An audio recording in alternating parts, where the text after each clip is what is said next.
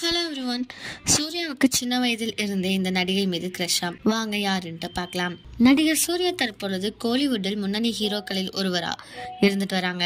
சமீப காலமாக அவர் பெரிய ஹிட் கொடுக்க முடியாமல் திணறிட்டு வந்துட்டு இருக்காங்க. கங்கா படம் பெரிய தோல்வி அடைந்த நிலையில் அவரது அடுத்த படமான ரெட்ரோ படமும் நெகட்டிவ் விமர்சனங்களை தான் பெற்றிருக்கு.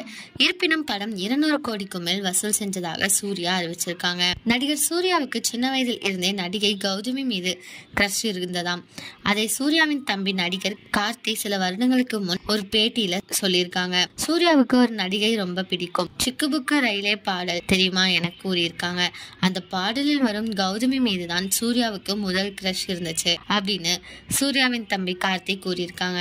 இந்த நியூஸை பத்தி நீங்க என்ன நினைக்கிறீங்க அப்படிங்கறத கமெண்ட்ல சொல்லுங்க. இதே மாதிரி லேட்டஸ்ட் சினிமா நியூஸ் அப்டேட் தெரிஞ்சுக்கணும்னா இந்த சேனலை சப்ஸ்கிரைப் பண்ணிக்கோங்க.